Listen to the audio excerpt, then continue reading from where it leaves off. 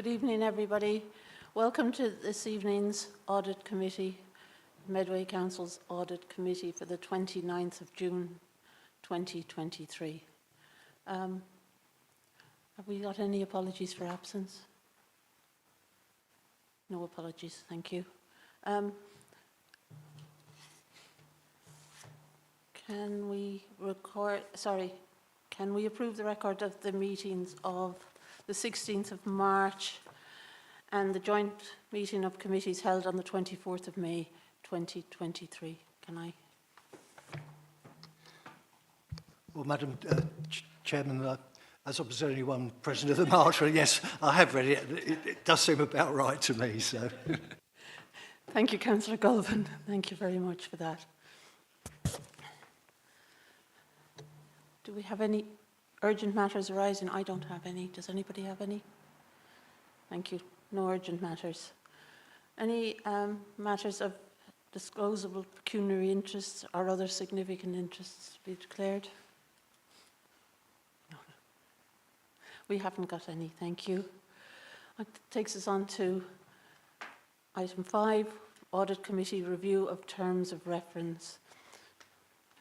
We're going to review the terms of reference and to agree any changes that we may consider necessary. Thank you. James. Thank you, Chair. Yeah, we are required to carry out a regular review of the committee's terms of reference, and the latest review is detailed in this report. The terms of reference, have been updated to reflect the guidance of the latest sit for position statement on audit committees. The main change is to the layout of the document to align with the position statement, but there have also been some amendments in terms of membership and more clarity in terms of responsibilities. As noted in the covering report, the guidance refers to co-opted members being part of the committee, but this is something that the committee will need to consider separately, so at this stage has not been referenced in the updated terms of reference. A copy of the proposed terms of reference is provided at Appendix 3 for members' consideration, and I'm happy to take any questions.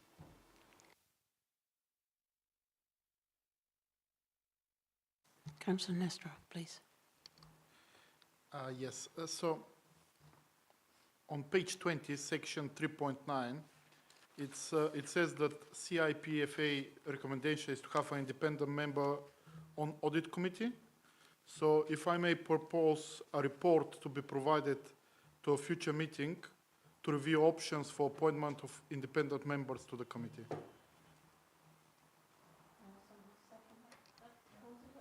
Second.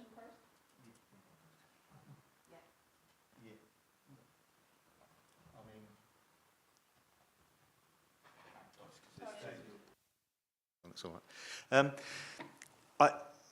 I'm not sure. My position hasn't changed from 2021 when I think that I believe that we are independent members. We're not part of the council.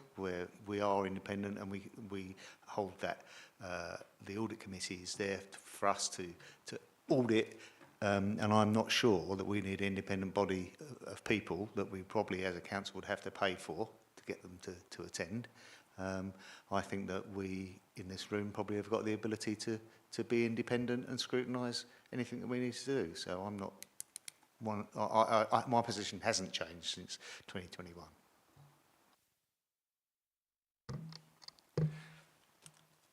I think similarly. We've got to look at the full implications of this, and there is a cost element to it as well, and also if we are going to appoint external people, there's got to be criteria.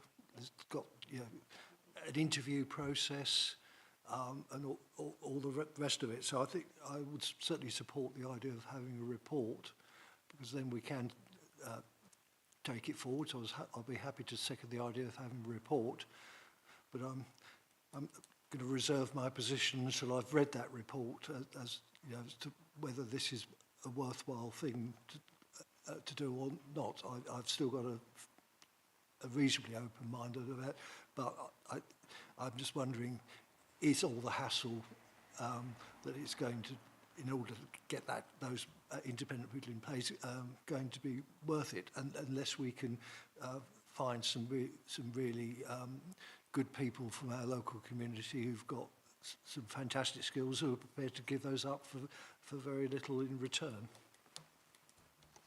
Thank you both very much for that quite insightful discussion. I think the report will give us some clarity around possible benefits or possible sort of what the role should involve, because to be honest with you, this is a recommendation for SIPFA, and I think the best thing, and I agree with Councillor Nestor and Councillor Goulburn, that if we have a robust report that we can discuss, then we can make it a value judgment. And I agree with Councillor Hackwell, we need to consider the cost that this may achieve. So if we can take that as proposed by Councillor Nestor and second by Councillor Goulburn, we agree this?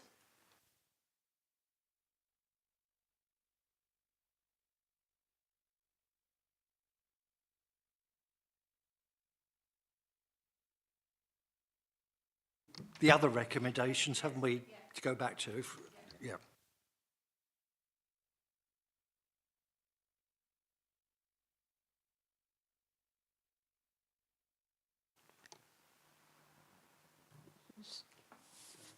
Yeah. Can I move to the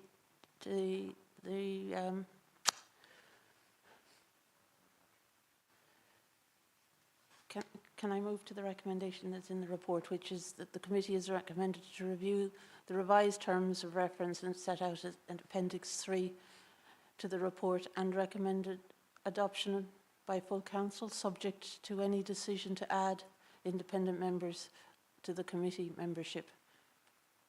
But as we've got after the report, yeah. But in the meantime, apart from that issue, are we content? Yeah, agreed. Thank you.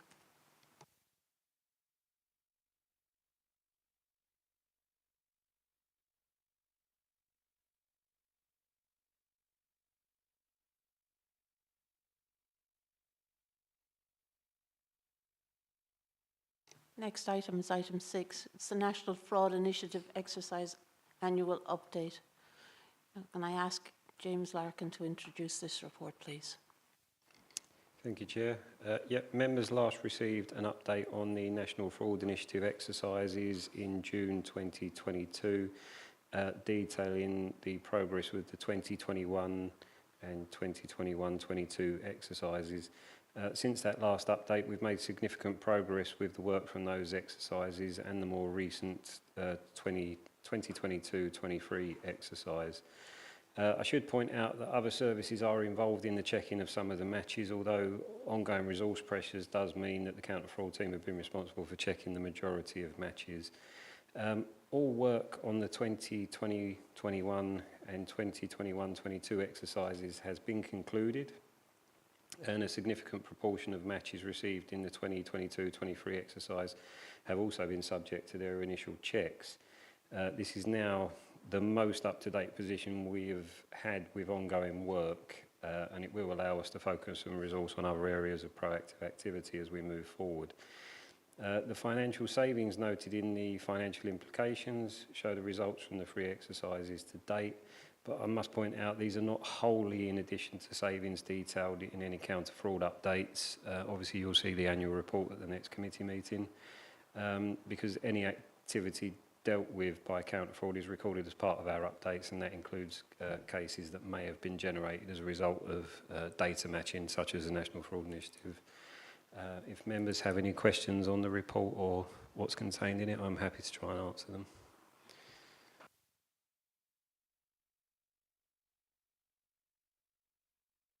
Councillor Hackwell. Thank you, Chair. James, a couple of things. With the blue badges, I noticed we were about 500 or 600 on both reports. I thought there was a system in place that when a death was registered in Rochester, that there was sort of like six things that sent out, and blue badges was one of them. So I am surprised we get so many that are missed. That's the first thing. And I'm surprised about the cost because I think both reports, one was 575 and the other one's 650 a year for misuse of blue badges. And I'm sure someone doesn't spend, most people with a blue badge don't spend £10 a week on parking. So, I'm surprised at the cost. The other thing I found quite alarming in there was the finance service. It said that the different reports of payments and creditors of overtaken of VAT, and normally that's done by finance, but it hasn't been done for several years. And so this exercise is in 5.27, the exercise has not been run for several years, now exploring the possibility of a counter fraud team doing these matches. Can we make sure that you do that? Can we ask Phil that we, as finance haven't been doing it, that we can get James to actually do that exercise and becomes one of his priorities? Thank you. Yeah, to answer your first point, the notional saving attached to the blue badges, that's not set by us, that's a nationally recognised one set by the Cabinet Office because they run this exercise. Yeah, I take your point about the Tell Us Once facility because it is high numbers that we're still dealing with. How quickly those notifications go through, because obviously the blue badge information system is held by the Department for Transport, although we have access to update it with our customers. But I'll look into that with the CABS team and see if they know anything about it. It may just be an anomaly. Most of the deaths that are picked up by the exercise are in a fairly short period, because obviously we submit data in October and receive matches in January. So I think the deaths that it picks up, albeit there's a high volume, I think they're in a relatively short period. So it may be that some of the updates haven't yet got through, but I'll check that. In terms of the finance matches, there's an awful lot, but it matches, it finds duplication on amounts for invoices, on bank account numbers, things like that. So as you can imagine, anyone where we've got repeated payments, so you've got people pay quarterly and it's the same every quarter, it brings those up as a match. So there's a lot of false data. Now, the finance team a few years back actually had an external company run a check to identify duplicate payments, and that kind of paid for itself because it identified some. They haven't done that for a few years. We are looking at, as I said, we're looking at what other proactive work we can do, and I want to do some work around procurement and contractual spend. So it's possible that we're going to do some work that will cover that off. Whether we actually do it through the NFI matches, because as I say, there will be a lot of false positives, unfortunately. But we are going to do some activity around that to try and identify duplicate payments, any higher value contracts that haven't gone through procurement processes, things like that, which should assist in getting an up-to-date contract register and things like that. So we're looking at what work can we do proactively that will not only identify potential fraud and error, but also support the council with its other objectives in the things it wants to do around getting records up to date and things like that.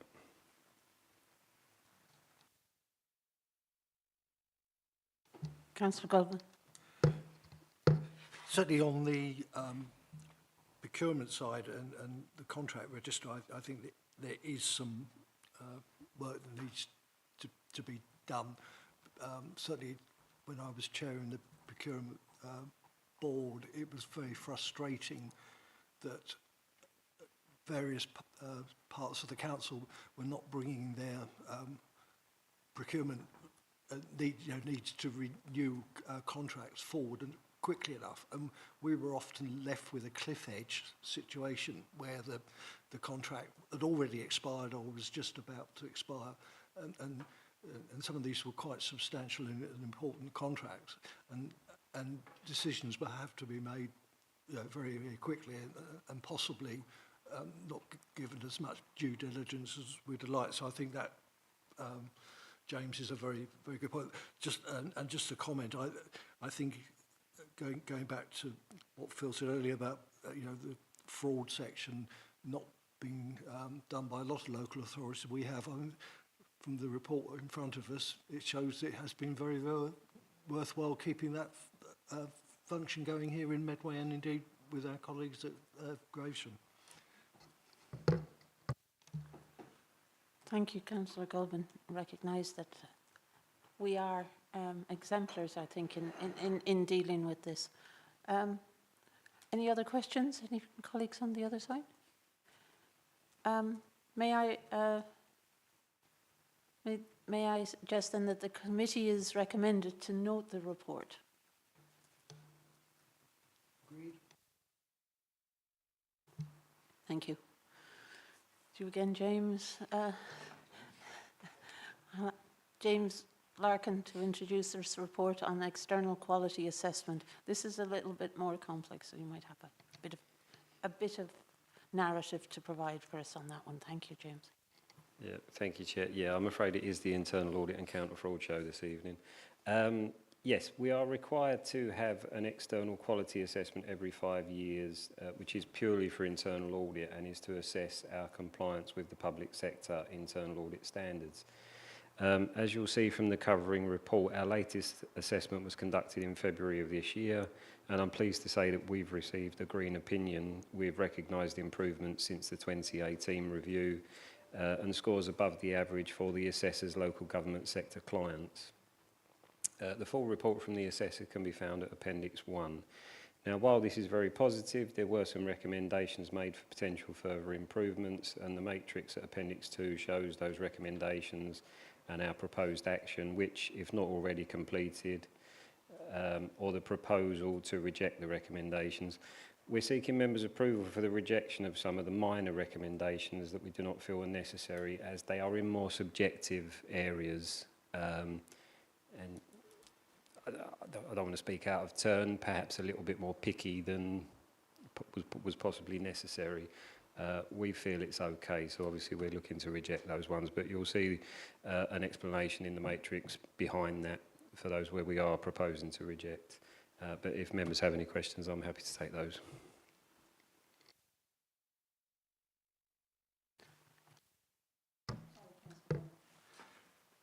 Thank you, Chair. Yes, it's on the recommendations that be rejected. Whilst there is a good explanation within the report, and I agree that they are minor, but it's just the optics of it don't look particularly good, where you're rejecting half of the independent person's proposals. I mean, was there a mismatch at the beginning of the audit as to what the outcomes should have been? And perhaps if there was a sort of a better briefing and sort of going through before the audit actually took place, we wouldn't have been in a position where, you know, so 5 out of 11, we're saying no. Well, we disagree with those.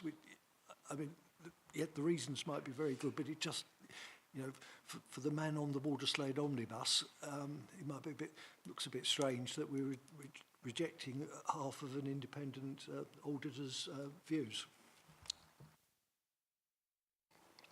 Through you, Chair. Yeah, I can understand how it looks. As I say, some of these things are subjective. Some other things are, I can understand why the assessor has made the recommendation, but they would, in certain circumstances, they would in fact cause us more problems. If I take recommendation 4, for example, where we're recommended to consider aligning the terminology for the grading of our recommendations or actions and our assurance levels, align it with the council's risk management process. Now, we operate as a shared service, and the two councils have different risk management frameworks. That would put us in the position of having two lots of opinions, 2 lots of priority definitions. It's going to create a massive headache for the auditors, because we don't have one auditor doing Medway work and another auditor doing Gravesham work. Everyone does a bit of everything. And it's a very, very minor issue. We still make sure that the reviews we undertake are aligned to the priorities and risks of the individual council, because we set individual work plans for the 2 councils. But to implement something like that would create a lot of extra work for us and a bit of a headache. So again, it's about a subjective view. We're still satisfied that we're doing everything we're supposed to be doing. I can understand why he's made the recommendation, but for us it's just not suitable. So anything we have rejected, there is a formal, as I say, there's a formal basis for it. It's not just we don't want to do it. But yeah, we've tried to outline exactly why we're suggesting they're not relevant. Thank you. Any further questions on that, Councillor Goldman? Are you happy with the explanation? Councillor Hackwell, please. Thank you, Chair. Well, first of all, congratulations for moving competency into excelling from the previous report. Just again on the rejected things, I bounce both ways. I agree with what Adrian says. It doesn't look good, and half of them are rejected. But some of them are, as I think the word you used is picky. That, for example, which one was I looking at just a minute ago? The recommendation 10 about, you should need to put confidentiality on reports that are shared. It's been rejected because you don't actually share the reports. I mean, it's almost a bit of misunderstanding by the auditor rather than the rejection of reports. So I do tend to agree with James that, where it's a sensible idea, James will implement it, and where it's not quite that sensible, it's been, I think rejected is probably a bit of a harsh word. It should be sort of noted. Yeah. And then it might have been a bit more acceptable to the people that read it. Yeah. Do we want to change the recommendation to respectfully noted then? I'm happy to do it if that's what you wish to do. Thank you for the report, James. Thank you for the questions, councillors. Any other questions before I move to the recommendation? Thank you. The committee is recommended to note the work already undertaken in relation to recommendation R2 and to agree the proposed actions taken by the internal audit and counter fraud team in relation to recommendations R1, R3, R7, R9 and R11 as set out in Appendix 2. QEA recommendations matrix. The committee is recommended to approve the noting and rejection of recommendations R4, 5, 6, 8 and R10 set out in Appendix 2 EQA recommendation matrix. Thank you.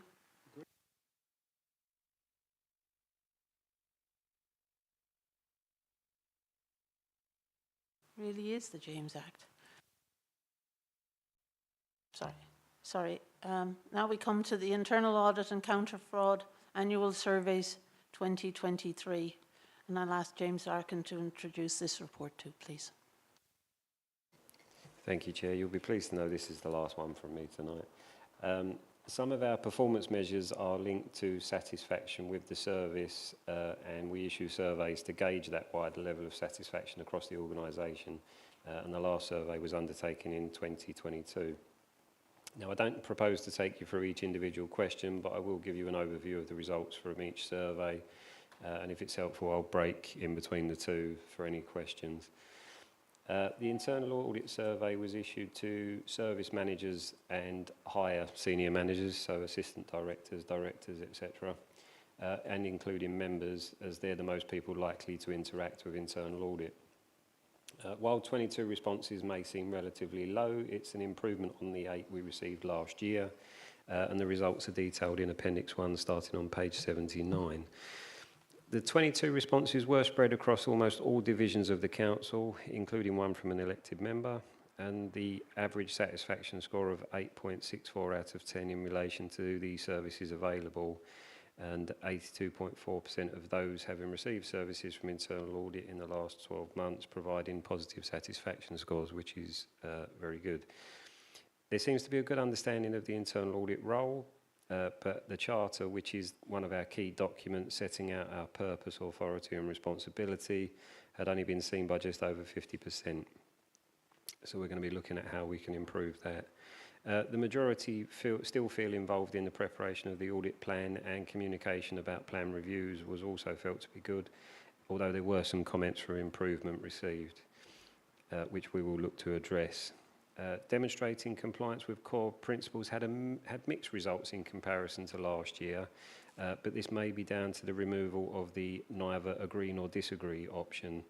what we were aiming to do was get a clearer understanding by preventing people sitting on the fence, but that may have led them to respond negatively because they didn't really know what to say. That's potentially an assumption, but I'm going with that because we got so many neutral responses last year. Overall satisfaction, as I mentioned, was broken down into 2 areas. So that was services available and services received, as I mentioned. Both of those getting positive scores, so we're very happy with that outcome. Any specific comments received are detailed in the report, along with an appropriate response from myself on behalf of the service. So I'll pause if there's any questions about the internal audit survey. Councillor Nestro, thank you. I just want to know that I think the amount of people that did the survey is just probably not that relevant, the survey, because 8 people is not a lot in 22 and 2023, but 8 people in 2022. So Yeah, still, we had 22 responses this year, but that's in comparison to 8 last year, so there's a slight improvement. I think we need to grow a bit more to get actual results. James, it just might be useful for members just to explain that those 22 represent services, not just individuals, and maybe if in a ballpark figure, how many services did you provide service to internally? Yeah, the responses are obviously from individuals, but the 22 that we received we did it by division rather than services. So the only divisions of the council where we did not receive a response were children's services, education, or am I? Oh, sorry, I'm looking at last year's. Sorry, getting myself confused. Right, okay. So we had a reasonable spread. We didn't get any responses from adult services, communications, culture and communities, and frontline services, but we did get responses of at least 1 in every other division. It could be down to timing, busy periods for specific teams and services, but we're working on it. I mean, the 22 is not bad because overall the survey would have gone to around 80 to 100 people, so it's about 20%. We're talking close to 20% response rate. So that's not too bad, really. And as I say, it's an improvement on last year. Thank you, James. I think it's important that we just understood what that 22 was out of. It wasn't out of the total number of people in the council. Just for clarity, especially for new members. Thank you. Councillor Hackwell, sorry. Thank you, Chair. Is there any way that we could make it a bit more compulsory for assistant directors or something? At least at that level, so that there's a view that all those services that James audits, they owe something back, and that is to fill James' survey in at least once a year. I mean, an assistant, could you take that up with the senior management team? Yeah, no, I am content to do that. I mean, as James said, we did make a bit more of a concerted effort to kind of push responses, and that's what you can see from the 8 to the 22. And as James also said, 22 does represent, a good quarter of those asked. But yes, I will push it again next time we do this kind of survey.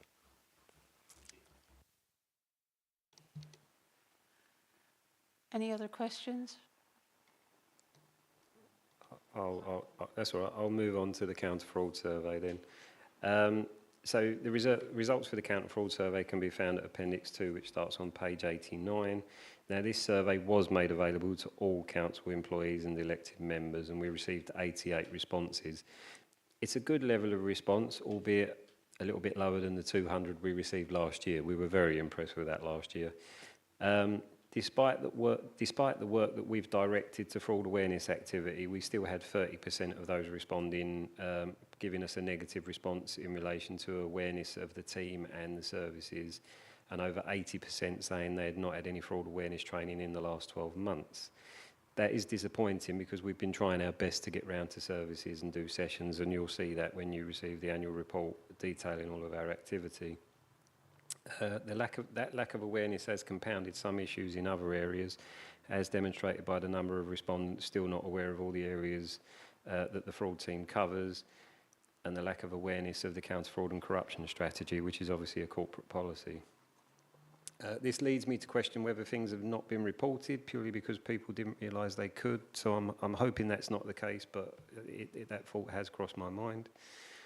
We adopted a set of core principles in 2021 and asked respondents to confirm whether they agreed these are demonstrated by the team. Now in 2022, the vast majority received neutral statements. So again, we removed this option to try and get a clearer picture. Unfortunately, based on some of the comments received, because people don't know enough about the service, they have answered negatively because they can't answer any other way. So that doesn't necessarily mean that we aren't demonstrating the principles, they just don't know about us to answer. So we're going to look at how we can review that in the future, and rather than put in a neutral statement, I think I might have to put in don't know enough about the service. So we'll see how that goes. Satisfaction with services available scored an average of 6.7 out of 10. Which again may be due to linked to lack of awareness of the team, but it is a slight improvement on last year, which I think was around just over 5 was the average score. For the 12 respondents that confirmed having received services from the team in the last year, they gave an average score of 8.25 out of 10. So again, positive satisfaction on that front. Any comments or compliments, because we did receive some compliments this year, received are detailed, again with responses as appropriate, so I'm happy to take any questions.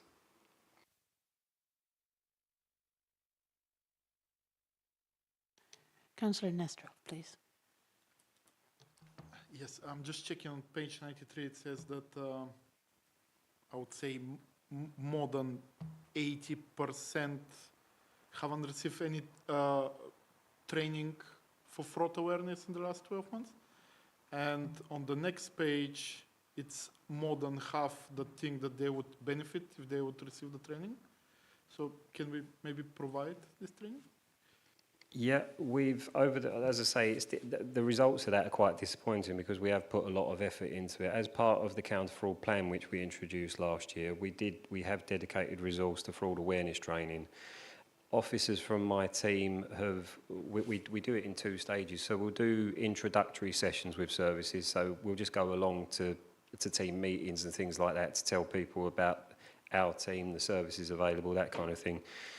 That also acts as an information gathering stage because we can then run fraud awareness sessions specific to their area of work. And we have done quite a few of those over the last year. So I'm kind of crossing my fingers that the people that we've seen just aren't amongst the respondents. But obviously during last year, we only had 2 investigators. We have increased that now, but we had a very small team. There's only so many people we can get round to while trying to do all the investigations and everything else as well. In addition to that, the team have been working on webinars that can be recorded so that staff can listen to them in their own time. We're looking at getting stuff available on iShare so that we can arrange for generic sessions that staff can book onto. So that's all being worked on at the moment. We are looking at all the potential options. There's also fraud awareness training packages out there that are pre-designed and ready to go. So we could buy something off the shelf as well, but we need to look into we'd have to look at the costs and the business case for that, which is why, in part, we're working on some of our own. So we're working on some online stuff as well so that staff can do it as and when they're free, kind of thing. So yeah, I appreciate it doesn't look great, but we're trying to do everything we can. Councillor Bowen, thank you. Thank you.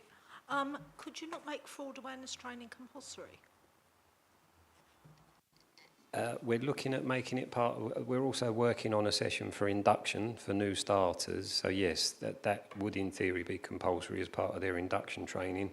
I think the biggest issue for me is going to be for the sessions that we deliver, it's resourcing it. It's having the time to actually run them. When you think the council's got a couple of thousand employees, getting round to everybody is quite difficult. Yeah, could you not record a training session and then it's compulsory for people to watch that? That's why we're working on the webinar style sessions that can be recorded so that staff can look at it. That will be the more generic stuff. The sessions we do with people in the room, in the main, we try and do it with teams so we can tailor it to the types of fraud that might affect their service. So we'll talk to council tax, for example, and talk about people fraudulently applying for discounts. We're trying to do some work with the social care teams that deal with direct payments and things like that for private care. Because we know those are fraud risk areas, so we're trying to do a bit of everything. We're trying to prepare some generic stuff that can be recorded, but we're also trying to do specific sessions with teams as well. Okay, thank you. Councillor Goldman, thank you.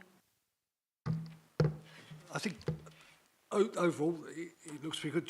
Just on the responses on table 3.2, I noticed at the top where it says elected members last year, 6 in 22 responded. And I must admit, I did last year and I didn't this year, perhaps because I think it was an election year and we had a little slight distraction. So perhaps next year you might get a better...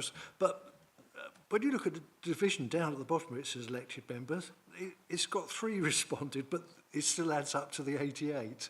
So at the top it says there was 0 from elected members, and bottom it says 3. It says non-applicable as well. Yeah, but that's not applicable as far as division's concerned, isn't it? Because we're not in any division, but it all still adds up to 88, though. Yeah, I can. The report produces the numbers itself, so I think the members that did respond, although under division they recorded themselves as elected members, I think they might have put themselves under one of the other categories in for their role, possibly in error, but there were certainly 88 responses. So.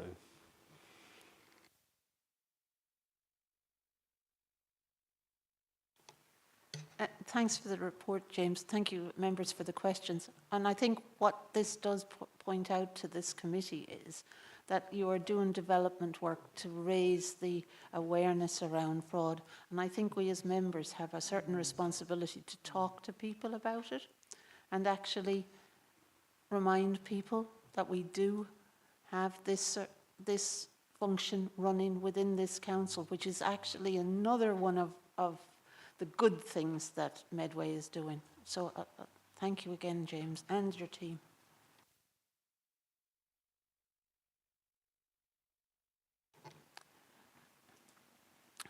If I can, the committee is recommended to note the results of the internal audit and counter fraud satisfaction surveys.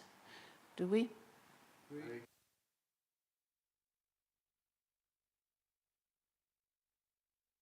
That's it. This meeting is now closed, and thank everybody. Bye.